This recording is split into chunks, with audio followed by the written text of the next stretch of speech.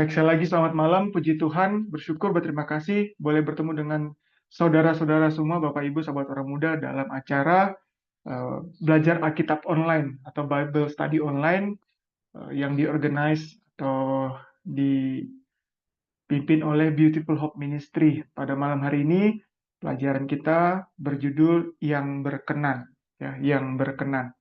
Nah, saya mau memulai dengan memberikan sebuah pendahuluan yang sederhana, mengingat kembali bagaimana kita manusia diciptakan. Saya merasa perlu untuk memberikan pendahuluan ini sehingga nanti kita bisa mendapatkan inti atau esensi dari pelajaran pada malam hari ini. Kita diciptakan menurut rupa dan gambar Allah, ya. Namun bahan dasar kita adalah debu dan tanah, gitu ya. Sebenarnya kalau kita mau mencoba untuk berevaluasi, ya, mengevaluasi kalau ternyata kita mau diciptakan menurut gambar dan rupa Allah, gitu ya, di mana Allah itu adalah sosok yang sempurna, maha kudus, mulia, suci, ya, suci gitu ya, di atas dari segala segala sesuatu. Kenapa menciptakan sesuatu yang diciptakan menurut gambar dan rupanya itu tidak dari sesuatu yang paling tidak, walaupun diambil dari bagian dari bumi gitu ya, paling nggak sesuatu yang punya nilai lebih tinggi lah gitu ya. Contoh misalnya dari emas gitu ya. Kenapa nggak kita diciptakan dari emas gitu ya? Atau dari batu-batu mulia seperti permata gitu ya, batu-batu yang sangat bernilai gitu ya, zamrud gitu ya, mutiara atau berlian, sesuatu yang nilainya yang bernilai gitu, yang nilainya tinggi lah dibandingkan tanah gitu ya, debu tanah lagi ya, sangat sangat kontras gitu ya. Kenapa tidak dari benda-benda yang seperti itu? Kita tahu bahwa kita diciptakan dari dua unsur utama, debu tanah, lalu debu tanah ini diberikan nafas dari Allah, sehingga menjadi living soul, makhluk hidup. Nah, kenapa nggak yang dari atas, dari sorga, nafas kehidupan dari Tuhan itu, dengan yang dari bumi itu, kenapa nggak yang dari bumi itu, kenapa nggak yang bernilai gitu ya? Kenapa dari debu dan tanah? Tapi ternyata bahwa keluar biasaan ke maha besaran Tuhan itu sungguh tak terbayangkan ya. Kenapa akhirnya diambilnya dari debu dan tanah.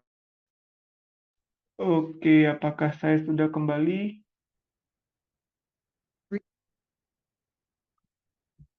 Saya sempat terputus, saya sudah kembali ya. Boleh kasih jempol aja.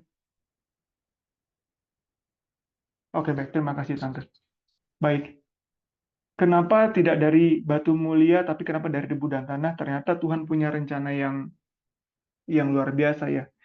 Bahwasanya menurut Lukas pasal 8 ayat yang 11 itu, benih, ya, benih itu adalah firman Allah. Lukas pasal 8 ayat 11. Dan waktu Yesus memberikan perumpamaan tentang benih-benih yang jatuh di tanah, di batu, di semak duri, ya, benih itu adalah firman Allah gitu ya. Dan kalau kita baca Yohanes pasal 1 gitu ya, pada mulanya firman Allah itu adalah Allah gitu ya. Dan di ayat selanjutnya, ayat 11 kalau tidak salah, lalu firman itu menjadi manusia dan tinggal di antara kita. Nah, Tuhan sering menggunakan peribahasa benih gitu ya. Benih karena memang ternyata ya kita ini ciptaan Tuhan yang memang berasal dari tanah. Di mana benih itu kalau ditaburkan di emas nggak bisa bertumbuh. Benih kalau ditaburkan di batu permata, berlian, zamrud-zamrud, batu-batu mulia itu nggak bisa tumbuh. Dia hanya bisa tumbuh di mana? Di tanah ya. Tanah itu biar nggak ada nilainya dibandingkan emas. Tapi bila mana benih itu jatuh di tanah, apalagi kalau tanah yang subur artinya tanah yang merespon ya, maka dia akan bertumbuh tunas, lalu akan apa? Batang, cabang, dan berbuah gitu ya. Dan itulah maksud Tuhan, rencana Tuhan yang luar biasa dalam kehidupan manusia adalah kita diambil dari debu dan tanah juga untuk supaya kita bisa ditaburi benih-benih dari sorga itu, sehingga kita dari di dalam kita ini tumbuh gitu ya, benih yang sejati itu, sehingga berbuah, dan itulah nilai yang lebih mulia daripada apa? Daripada batu yang indah, bernilai sekalipun, gitu ya. Dan itulah purpose atau tujuan Tuhan. Oke, itulah purpose atau tujuan ultimate goal-nya Tuhan. Ya, kita menjadi serupa dengan Tuhan. Nah, dalam bahasa yang mau kita bahas pada malam hari ini, itulah yang berkenan di hadapan Tuhan. Itulah yang pleasing God, yang Tuhan kehendaki, yang Tuhan mau. Oke? Nah, pada malam hari ini saya secara tidak sengaja dan akhirnya saya sengajakan untuk membagi beberapa pelajaran sub pelajaran gitu ya, saya pilah-pilah dengan menggunakan formula 3-3-3-3. Jadi saya akan ambil 3 ayat, 3 ayat, 3 ayat gitu ya. Saya mau ingatkan kita malam hari ini bukan sekedar renungan gitu ya, bukan khotbah, tapi kita belajar Alkitab. Jadi izinkan saya untuk mengambil beberapa ayat Alkitab karena kita percaya bahwa Alkitab mampu menjelaskan dirinya sendiri gitu ya. Jadi sekali lagi saya minta izin untuk memberikan beberapa referensi ayat-ayat Alkitab untuk pelajaran pada malam hari ini ya khususnya. Nah, yang pertama saya mau kita buka 3 ayat ya. Saya mau mengingatkan kembali setelah kita tadi diingatkan kenapa kita diciptakan dari tanah bukan dari batu mulia, emas, permata dan lain-lain, karena kita akan ditanamkan benih. Benih itu akan tumbuh dari dalam kita. Nah, saya juga mau ingatkan lagi kisah pasal yang keempat, ayat 10 sampai 12. Kisah pasal 4, ayat 10 dan 12. Kisah pasal yang keempat, mulai dari ayat 10, saya rindu mengajak Bapak Ibu, sahabat orang muda, boleh membaca Alkitabnya masing-masing, boleh Alkitab buku, atau Alkitab yang ada di handphone ya, di gadget. Kisah para Rasul, pasal yang keempat, ayat yang 10 sampai 12. Saya baca. Maka ketahuilah oleh kamu sekalian dan oleh seluruh umat Israel bahwa dalam nama Yesus Kristus, orang Nazaret yang telah kamu salibkan, tetapi yang telah dibangkitkan Allah dari antara orang mati, bahwa oleh karena Yesus itulah orang ini berdiri dengan sehat sekarang di depan kamu. Oke, ayat 11.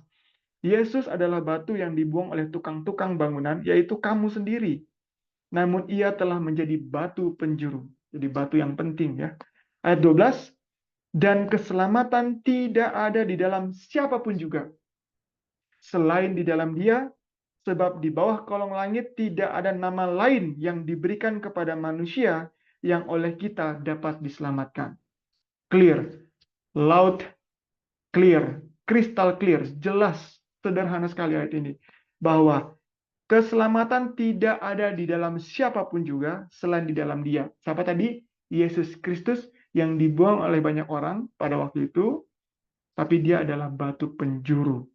Tidak ada di bawah kolong langit nama lain yang diberikan kepada manusia. Saya percaya saudara dan saya semua manusia ya, yang oleh nama itu saja diselamatkan, Yesus Kristus. Oke? Luar biasa. Puji Tuhan, haleluya, kita boleh selamat karena Yesus Kristus. Oke? Baik, ayat yang kedua. Ayat yang kedua, ayat yang serupa ya, serupa tapi tak sama secara penulisan literal, tapi mempunyai makna prinsip yang sama, itu Efesus pasal yang kedua, ayat 8 sampai 10. Saya sering baca ayat ini atau mendengar orang baca ayat ini dulu ayat 8 sampai 9, ayat 10-nya jarang dibaca. Lalu saya tertarik baca ayat 10 dan akhirnya saya mendapat konteks yang lebih lengkap ya. Efesus pasal 2 ayat 8 sampai 10. Saya baca. Sebab karena kasih karunia kamu diselamatkan oleh iman. Perhatikan, kita diselamatkan karena kasih karunia. Karena Bapa mengaruniakan anaknya yang tunggal, siapa? Yesus Kristus. Artinya, karena kematian Kristus kita diselamatkan, tapi kita klaim atau kita peroleh itu oleh iman, melalui percaya. Yohanes pasal 3 ayat 16. Itu ayat yang sama juga. Ya, Yohanes 3 ayat 16, ayat yang sama nih dengan Efesus pasal 2 ayat yang 8. Dikatakan itu bukan hasil usahamu, tapi pemberian Allah. It's a gift. Itu grace, pemberian. Ya. Ayat 9. Itu bukan hasil pekerjaanmu, ya, bukan hasil pekerjaanmu, jangan ada orang yang memegahkan diri. Ya, perhatikan jangan ada orang yang memegahkan diri, dan itu karena bukan hasil usahamu, bukan pekerjaanmu. Itu adalah inisiatif Tuhan. Itu gift, pemberian. Ya, kita dapatnya itu cuma-cuma, dan kita dapatnya melalui proses yang namanya belief, percaya, trust atau faith, beriman. Ayat 10. Karena kita ini buatan Allah, diciptakan dalam Kristus Yesus untuk melakukan pekerjaan baik yang dipersiapkan Allah sebelumnya, Ia mau supaya kita hidup di dalamnya. Nah, perhatikan kata pekerjaan di ayat 9 dan 10 itu berbeda. Kalau ayat 9 itu bukan usaha, bukan pekerjaanmu. Yang mana bukan pekerjaanmu? Yang kasih karunia, inisiatif Tuhan menyelamatkan, itu bukan pekerjaan kita. Tapi ayat 10 memberikan kita penjelasan bahwa karena kita sudah diciptakan dalam Kristus, melalui kematian Kristus kita hidup. Kalau Yesus nggak mati, kita mati. Tapi karena Yesus mati, kita hidup. Ya, kita recreated by grace, gitu ya. Kita dapat kesempatan hidup karena kasih karunia. Nah, untuk kita melakukan pekerjaan yang baik, yang sebenarnya disiapkan Allah sejak awal. Jadi sejak awal Adam dan Hawa di Eden itu Tuhan mau menaburkan benih-benih sorga itu, sifat-sifat ilahi itu untuk didemonstrasikan. Pekerjaan baik, perlakuan yang baik. Oke? Nah, jadi luar biasa. Jadi bukan berarti kita nggak ngapa-ngapain ya, tapi justru ini adalah demonstrasi menerima kasih karunia kita pancarkan dengan perbuatan atau pekerjaan yang baik seperti yang Tuhan rencanakan sejak awal. Oke, sudah 2 ayat. Kuat sekali, strong, kita diberikan pengharapan, diberikan janji, dan diberikan kekuatan. Nah, karena tadi sampaikan karena kasih karunia kamu diselamatkan oleh iman, ayat 10 bilang untuk melakukan pekerjaan yang baik. Saya mau kasih satu ayat lagi yang tadi kita sudah sampaikan ya, tadi 3:3:3 ya. Ayat yang dapat di dalam Yakobus pasal 2. Yakobus pasal 2 ayat yang ke-18 gitu ya. Ayat yang ke-18. Ini juga sebenarnya ayat yang sama gitu ya dengan Efesus pasal 2 ayat 8, 9, khususnya ayat 10 memberikan tadi penekanan, pemahaman. Yakobus pasal 2 ayat yang ke-18 dikatakan seperti ini. Tetapi mungkin ada orang berkata, padamu ada iman, padaku ada perbuatan. Aku akan menjawab dia, kata Yakobus, tunjukkanlah kepadaku imanmu itu tanpa perbuatan, dan aku akan menunjukkan kepadamu imanku dari perbuatan-perbuatanku. Faith by act, dengan perbuatan. Ayat 26 disimpulkan seperti ini. Sebab seperti tubuh tanpa roh adalah mati, demikian jugalah iman tanpa perbuatan adalah mati. Efesus 2 ayat 8 dan 9 tanpa ayat 10 itu sama dengan Yakobus 2 ayat 26 ini. Percaya tanpa menerima benih gitu ya. Lalu bertumbuh, berbuah itu sia-sia gitu ya, sia-sia. Nah, inilah fondasi kita, boleh saya bilang sebagai pendahuluan supaya kita mengerti secara esensi kenapa kita diciptakan dari debu dan tanah, nggak dari batu mulia, supaya kita bisa ditanami benih. Kalau tanah itu bisa bertumbuh, kalau batu emas nggak bisa bertumbuh. Lalu kenapa akhirnya karena kegagalan Adam dan Hawa manusia mula-mula, lalu Tuhan memberikan solusi, inisiatif sorga menyelamatkan dengan mengaruniakan Yesus Kristus mati untuk kita, karena kematian kita memiliki kehidupan. Dan kehidupan itu bukan untuk tanpa buah gitu ya, tapi untuk melakukan pekerjaan yang baik. Iman disertai dengan perbuatan. Tanpa itu mati. Gitu ya. Baik. Itulah pendahuluan 3 ayat pertama. Nah, sekarang sesuai dengan pelajaran tadi, judul pelajaran yang berkenan, maka saya mau menambahkan di tengah-tengah ini sebuah informasi, sebuah panduan tentang hubungan antara kita dan Tuhan gitu. Nggak sebagai dia penabur benih, kita tanahnya gitu ya. Dan jangan lupa Yesus sendiri adalah benihnya. Yang dia tabur itu dirinya sendiri. Oke, yang Tuhan tabur itu, yang Yesus tabur adalah dirinya sendiri. Ingat, karena dia mati kita hidup. Dia itu benihnya. Oke. Nah, saya mau memberikan informasi dari Alkitab yang mungkin beberapa dari kita, saudara-saudara, Bapak Ibu, orang muda sudah pernah tahu juga ya. Kita ngulang dikit nggak apa-apa ya. Repetition make perfect gitu ya. Kita buka di dalam Yohanes pasal 20 ayat 17. Saya mau memberikan pendahuluan-pendahuluan agar nanti inti dari pelajaran ini langsung kita dapat klik gitu ya. Yohanes pasal 20 ayat 17.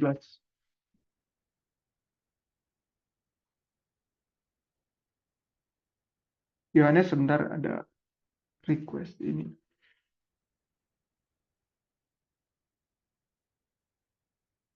Sebentar ya.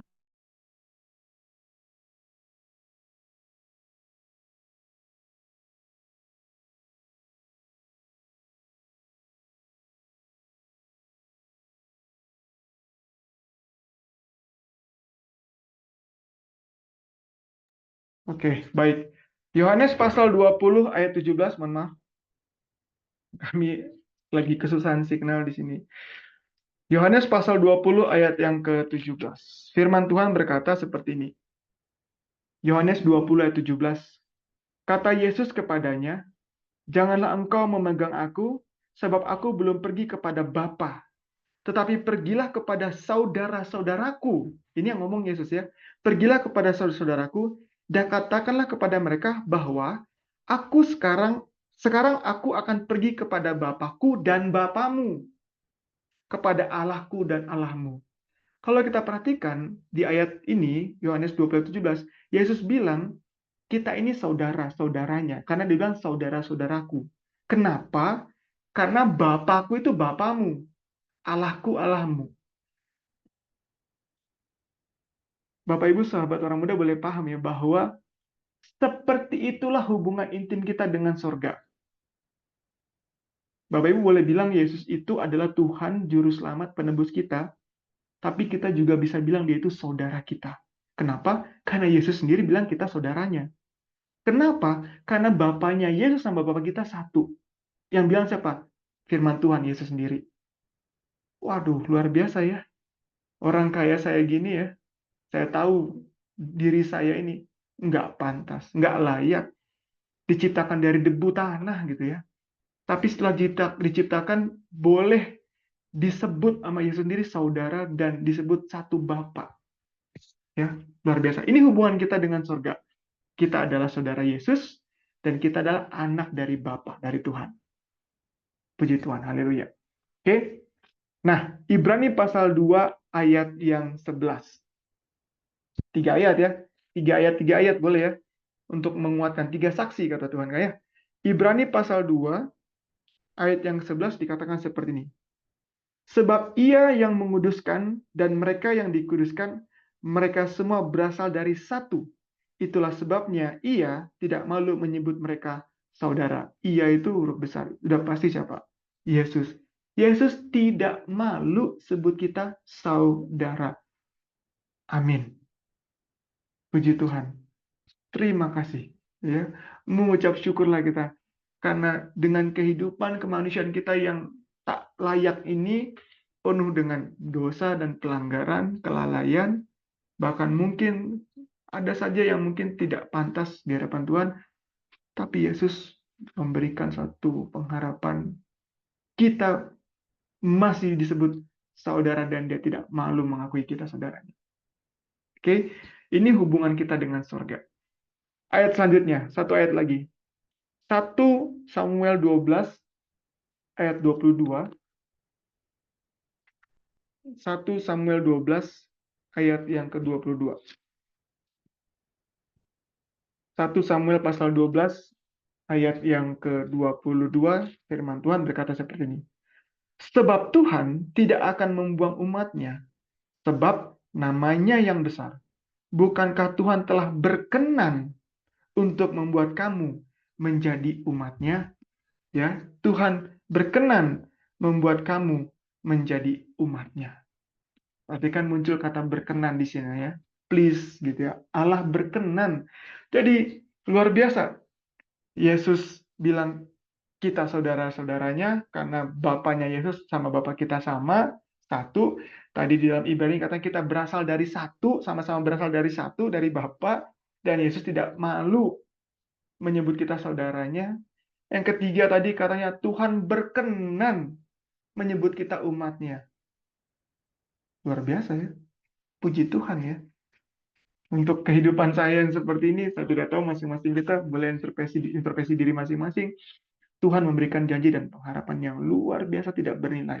Tak ternilai gitu ya. Dibandingkan permata, batu-batu mahal lainnya. Dari debu tanah. Dari debu tanah. Kita menjadi saudara, anaknya Bapa, dan menjadi umatnya. Dan itu berkenan di hadapan Tuhan. Oke, di hadapan Tuhan. Nah, sekarang atas semua berkat bahkan rencana yang Tuhan sudah sejak awal ya sudah rencanakan. Tadi saya sudah sampaikan kenapa dari debu dan tanah, lalu kenapa supaya bisa ditanami benih dari sorga, supaya kita menjadi bagian dari sorga, dan hubungan kita dengan sorga itu sangat intim sebenarnya ya. Kita disebut saudara, anak, dan lain-lain. Tadi kita sampaikan umatnya. Atas dasar semua itu semua, kita ini apa ya bahasanya Alkitab ya, kepada umat-umat Tuhan waktu itu disebut keras kepala, keras tangkuk ya. Kita ini bandel gitu ya, nakal gitu ya, ya sering jatuh gitu ya. Nah sehingga yang tadi kata Tuhan berkenan itu ternyata bisa juga menjadi tidak berkenan. Walaupun ketidakberkenan Tuhan itu tidak one time action, artinya masih ada kesempatan. Tapi paling tidak kita mau tahu apa sih yang bikin Tuhan tidak berkenan. Ya, karena tadi kita sudah diangkat apa ya, kita sudah diciptakan dengan begitu indah rencananya, dengan maksud dan tujuan yang mulia, itulah yang berkenan di hadapan Tuhan. Lalu kenapa? Apa yang bikin kita tidak berkenan di hadapan Tuhan? Itu perlu juga kita tahu, gitu ya. Nah, baik, 3 ayat, gitu ya, 3 ayat. Mungkin kalau Bapak Ibu sahabat orang muda mau belajar sendiri pribadi-pribadi boleh, tapi malam hari ini saya hanya akan share 3 ayat ya. Baik, yang pertama mari kita buka Kejadian pasal 6 ayat 5 sampai 6. Kejadian pasal 6 ayat 5 sampai 6. Ada sebuah peristiwa yang dahsyat terjadi pada zaman Nuh ya, yang kita kenal dengan air bah, sangat dahsyat gitu ya. Sebegitunya, why? Kenapa? Oke. Kejadian pasal 6 ayat 5 dan 6 saya baca. Ketika dilihat Tuhan, saya mau kita perhatikan kata yang dilihat ya. Ketika dilihat Tuhan, Bapak Ibu, saudara-saudara yang saya kasih dalam Tuhan, teman-teman orang muda, mungkin, saya bilang kata mungkin aja ya. Mungkin kita terlalu banyak waktu atau energi, fokus kita untuk hal-hal yang dilihat manusia. Mungkin, saya tidak tahu. Tapi saya pribadi juga sering mengalami seperti itu. Saya lebih sibuk menghabiskan waktu energi saya untuk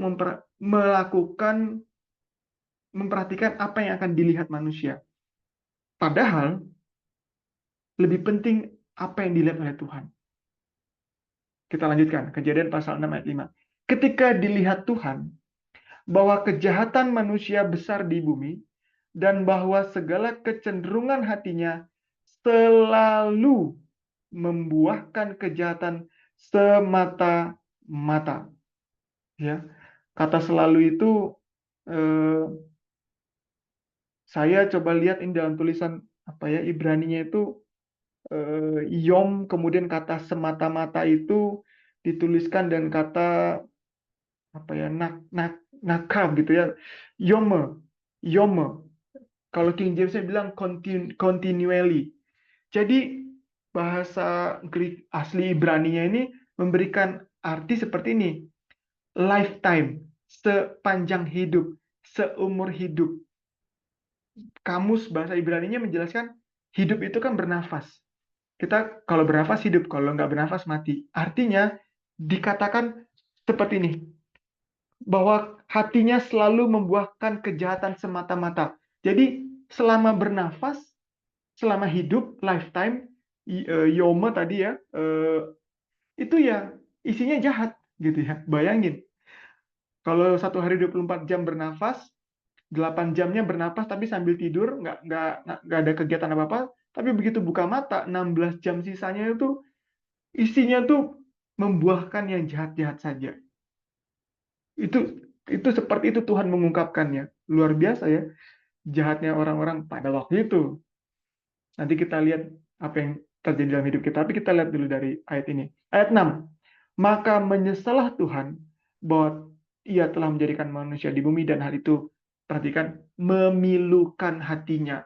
Kata memilukan hati itu pasti tidak berkenan di hatinya. Perhatikan, ketika Tuhan melihat kehidupan orang-orang zaman itu, ada hal-hal yang bikin hatinya pilu, tidak berkenan di hadapan Tuhan. Mari kita introspeksi diri kita masing-masing. Kalau saat ini juga Tuhan melihat hidup kita, kira-kira Tuhan berkenan atau Tuhan hatinya pilu? Bapak Ibu, saudara orang muda, boleh jawab dalam hati kita masing-masing melalui tuturan Roh Kudus. Oke?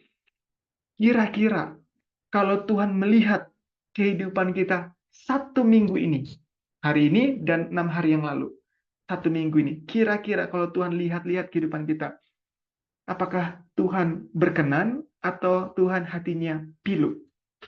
Coba kita jawab dalam diri kita masing-masing. Dalam 1 bulan ini dan seterusnya, mari coba kita evaluasi. Kalau Tuhan lihat, adakah kita bikin Tuhan berkenan atau Tuhan pilu hatinya? Itu yang bikin Tuhan tidak berkenan. Ya, berbuat jahat, hati kita isinya yang jahat saja. Semoga kita, saudara saya, hatinya tidak jahat. Amin. Ayat yang kedua, 3 ayat ya, baru 1 ayat. Ayat yang kedua, 1 Samuel 13 ayat 14. 1 Samuel pasal 13 ayat yang ke-14. 1 Samuel pasal yang ke-13 ayat yang ke-14. Oke. 1 Samuel pasal 13 ayat 14 saya baca, tetapi sekarang kerajaanmu tidak akan tetap. Tuhan telah memilih seorang yang berkenan di hatinya. Tuhan memilih yang berkenan di hatinya. Dan Tuhan telah menunjuk dia menjadi raja atas umatnya karena engkau, berarti engkau yang dimaksud ini karena engkau yang diganti ini, karena engkau tidak mengikuti apa yang diperintahkannya kepadamu, yang diperintahkan Tuhan kepadamu. Artinya, Tuhan mencari pengganti yang berkenan karena engkau tidak melakukan perintahnya. Artinya, yang berkenan di hadapan Tuhan karena kita melakukan perintahnya. Setuju apa setuju? Amin. Ya, dalam ayat ini kita bisa melihat bagaimana Tuhan juga menilai perkenaan pada dirinya di hadapan Tuhan itu melalui penurutan kepada perintahnya. Dia bilang, aku nggak lagi pakai kamu karena kamu nggak berkenan. Aku cari yang berkenan. Karena kamu nggak nurut perintah. Maka bisa-bisa kita ambil pemahaman pengertian bahwa yang berkenan di hadapan Tuhan adalah bila mana kita menurut perintahnya. Oke, kalau tidak menurut perintahnya, nggak berkenan. 1 ayat lagi, 3 ayat tadi ya, 1 ayat lagi. 1 Tesalonika 2, 1 Tesalonika pasal yang kedua, ayat yang ke-15 dan 16. 1 Tesalonika pasal kedua, ayat 15 dan 16. Firman Tuhan. 1 Tesalonika 2 ayat 15 dan 16, firman Tuhan, bahkan orang-orang Yahudi itu telah membunuh Tuhan Yesus. Ya, orang Yahudi membunuh Tuhan Yesus dan para nabi dan telah menganiaya kami. Jadi membunuh Yesus dan para nabi dan juga menganiaya kami, rasul-rasul ya. Apa yang berkenan kepada Allah tidak mereka pedulikan. Dan semua manusia mereka musuhi. Ini orang Yahudi, ya. Mereka tidak peduli apa yang berkenan kepada Tuhan. Saya baca kalimatnya sekali lagi. Apa yang berkenan kepada Allah, mereka nggak peduli. Nggak peduli. Kita introspeksi diri kita masing-masing ya. Lebih mana kita peduli? Apa yang berkenan kepada Tuhan atau yang berkenan kepada manusia? Mana yang kita lebih peduli? Wah, tapi kan ini omku. Oh, tapi kan ini kan iniku. Tapi kan ini si ini. Tapi kan ini sini. Tapi ini bertentangan nggak berkenan sama Tuhan. Mana yang lebih kita pilih? Oh, tapi kan ini aku. Kalau aku maunya begini, aku berkenannya seperti ini. Ya, aku senangnya begini, nyamannya seperti ini. Walaupun itu mungkin nggak berkenan sama Tuhan. Tuhan bilang orang Yahudi itu yang membunuh Yesus dan nabi-nabi dan menganiaya rasul-rasul, mereka itu nggak peduli apa yang berkenan pada Tuhan. Oke, ayat 16. Kenapa? Karena mereka mau menghalang-halangi kami memberitakan firman kepada bangsa-bangsa lain untuk keselamatan mereka. Demikianlah mereka terus-menerus menambah dosa mereka sampai genap jumlahnya dan sekarang murka telah menimpa mereka sepenuh-penuhnya. Ada informasi juga dikatakan bahwa kenapa mereka begitu? Kenapa mereka melakukan yang tidak berkenan? Karena mereka menghalangi rasul-rasul memberitakan Injil.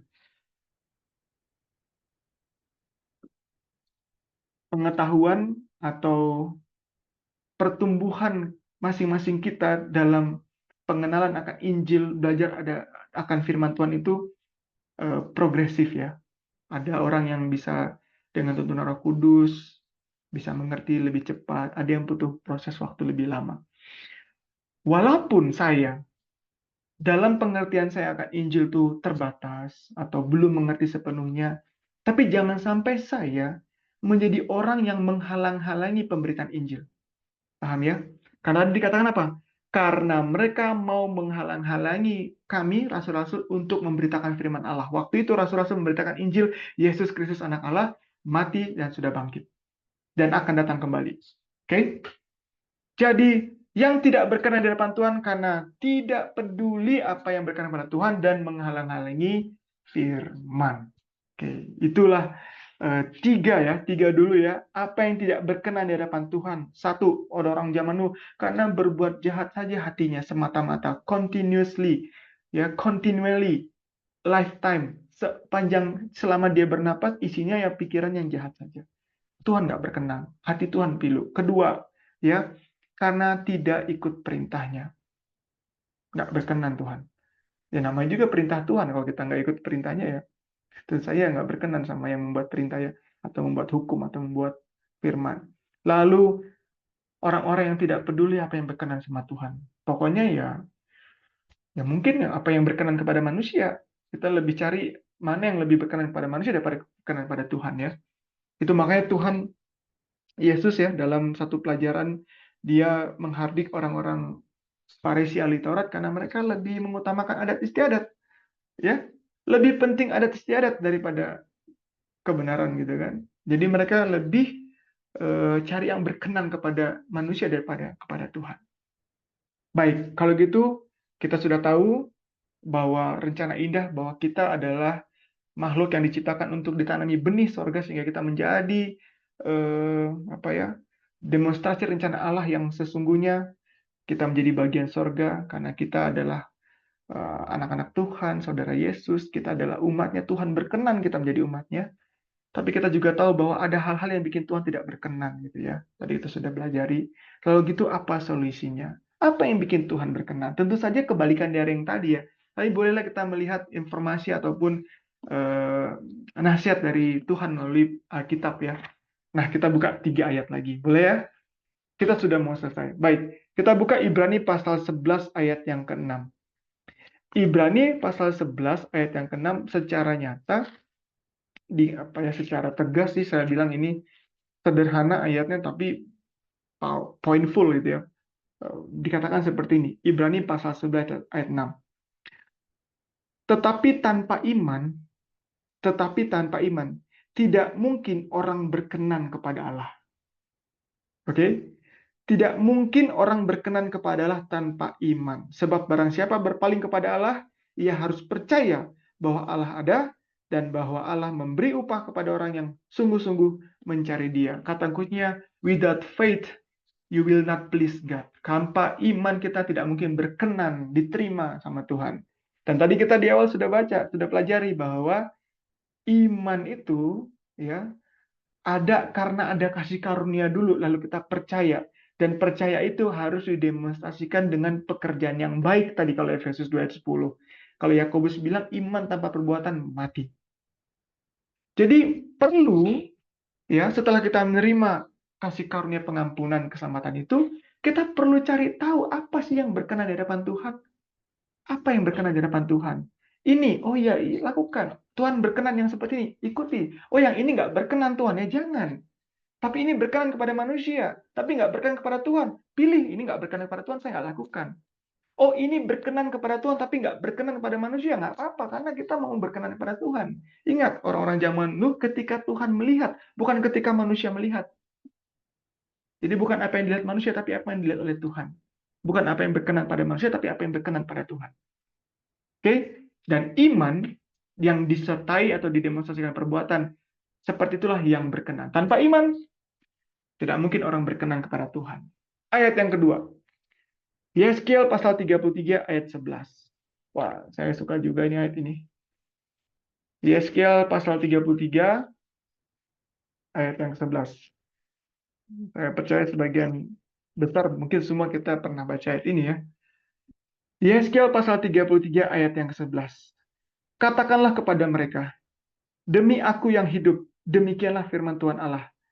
Aku tidak berkenan kepada kematian orang fasik, melainkan aku berkenan kepada pertobatan orang fasik itu dari kelakuannya, supaya ia hidup. Bertobatlah, bertobatlah dari hidup yang jahat itu. Mengapakah kamu akan mati, hai kaum Israel?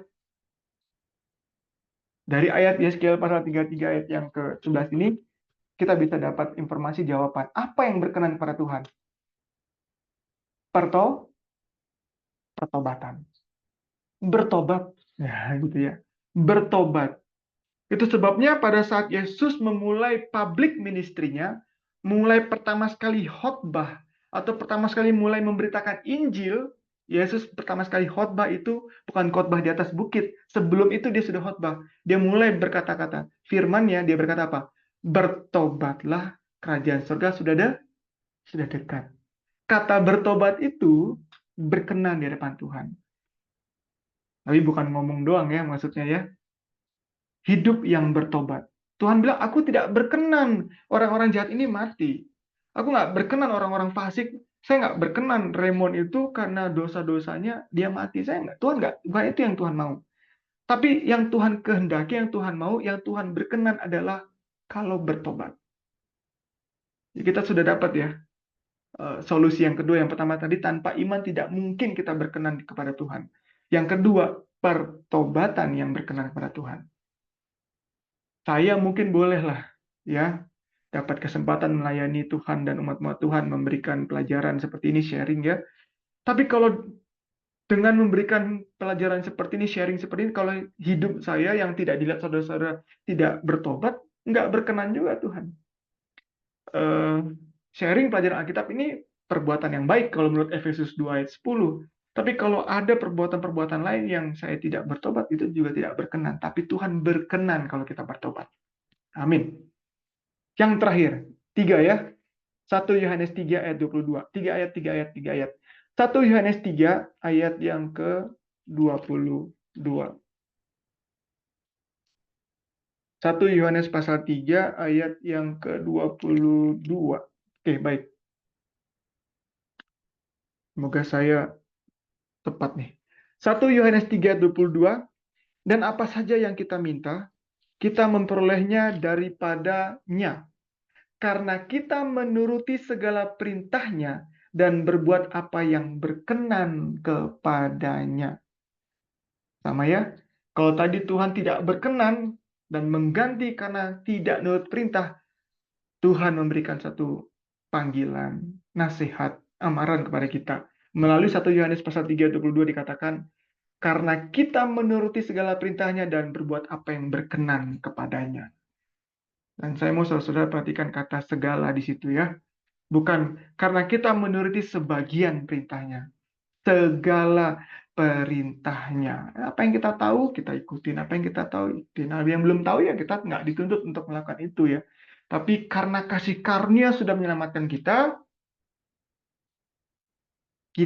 bisa melakukan pekerjaan yang baik. Kenapa? Karena benih sudah ditanam, kita tumbuh dan buahkan gitu ya. Melalui pekerjaan kasih karunia, tuntunan Roh Kudus, dan keinginan hati kita atau kuasa memilih yang kita miliki yang dikasih oleh Tuhan.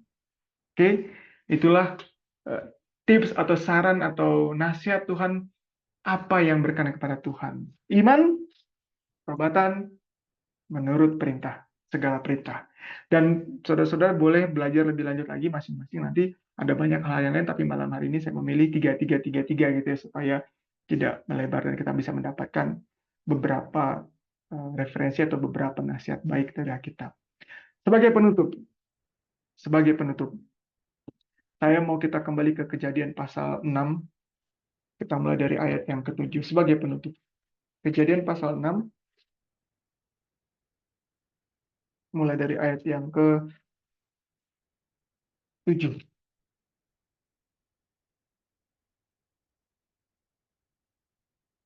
Oke. Kejadian pasal 6, ayat yang ke-7 dikatakan seperti ini. Oh, sebentar. Oh ya, betul. Kejadian pasal 6 ayat yang ke-7, berfirmanlah Tuhan, aku akan menghapuskan manusia yang telah kuciptakan itu dari muka bumi, baik manusia maupun hewan, dan binatang-binatang melata dan burung-burung di udara. Sebab aku menyesal bahwa aku telah menjadikan mereka. Ayat 8. Tetapi Nuh mendapat kasih karunia di mata Tuhan. Saya lagi ulangi ya. In God's sight, ya, di pandangan Tuhan, bukan di pandangan manusia. Nuh mendapat kasih karunia. Oke. Dan kasih karunia itu yang Nuh terima. Sebenarnya semua mendapat kasih karunia ya, kalau kita melihat konteks seluruhnya pasal 6 dari kitab Kejadian ini, bahwa Tuhan memberikan waktu kepada orang-orang zaman Nuh. Berapa lama? 120 tahun. Setelah itu roh akan ditarik. Artinya selama 120 tahun itu Tuhan memberikan kasih karunia, kesempatan, pengampunan. Ya, dikasih roh menuntun tapi mereka menolak gitu ya. Dan Nuh mendapat kasih karunia yang sama tapi dia berkenan di mata Tuhan. Ya. Oke, pasal 7 ayat 1. Kejadian pasal 7 ayat 1. Lalu berfirmanlah Tuhan kepada Nuh, masuklah ke dalam bahtera itu, engkau dan seisi rumahmu, sebab engkaulah yang kulihat. Ingat, selalu yang dilihat Tuhan, bukan yang dilihat manusia ya. Engkau yang kulihat benar di hadapanku di antara orang zaman ini. Ya, di antara orang zaman ini. Kenapa? Kenapa Nuh dibilang benar? Kenapa Nuh dibilang orang yang benar di antara orang hidup di zaman itu? Yang Tuhan lihat benar. Kejadian pasal 7 ayat 1. Karena sebab engkaulah yang kulihat benar di hadapanku di antara orang zaman ini. Jawabannya ada di ayat sebelumnya. Persis di ayat sebelumnya. Kejadian pasal 6 ayat 22. Perhatikan. Lalu Nuh melakukan semuanya itu. Tepat seperti yang diperintahkan Allah kepadanya. Demikian dilakukannya. Amin. Itu alasan kenapa Nuh dipandang benar sama Tuhan. Kenapa? Karena Nuh mendapat kasih karunia, lalu Nuh dikasih perintah, bikin ini ya, seperti ini bentuknya, bikinnya begini, gini, gini, bikin begini, begini, detail Tuhan kasih tahu, dan yang dilakukan oleh Nuh bukan sebagian, tapi segala perintah Tuhan. Saya ulangi Kejadian 6 ayat 2. Nuh melakukan semuanya itu tepat seperti yang diperintahkan Allah kepadanya. Demikianlah dilakukannya. Maka Nuh dilihat Tuhan benar. Dalam bahasa yang mau kita pakai pada malam hari ini, Tuhan berkenan sama Nuh. Oke, Tuhan berkenan kepada Nuh. Nah, itulah pelajaran pada malam hari ini, Bapak Ibu, saudara muda, saudara-saudara yang kekasih dalam Tuhan. Penting, perlu untuk kita mencari tahu apa yang berkenan di hadapan Tuhan. Apa yang berkenan kepada Tuhan. Sehingga itu boleh menjadi menjadi salah satu fokus, menjadi salah satu kerinduan hati kita, dalam menjalani sisa-sisa kehidupan kita menjelang kedatangan Tuhan yang kedua kali, dalam dalam seraya kita menerima kasih karunia itu menuntun kita kepada perbuatan yang baik yang adalah hal-hal yang berkenan di hadapan Tuhan. Prioritaskan itu, saya juga belajar ini bagaimana kita tidak membuat manusia menjadi prioritas utama kita, tapi Tuhan yang menjadi prioritas utama kita untuk perkenaan. Ya, semoga pelajaran yang singkat sederhana pada malam hari ini boleh membuka wawasan kita, membangun rohani kita, menuntun kita kepada perubahan-perubahan yang lebih baik lagi. Hanya untuk kemuliaan bagi nama Tuhan, saya bawa ini dalam nama Yesus. Amin. Amin. Amin.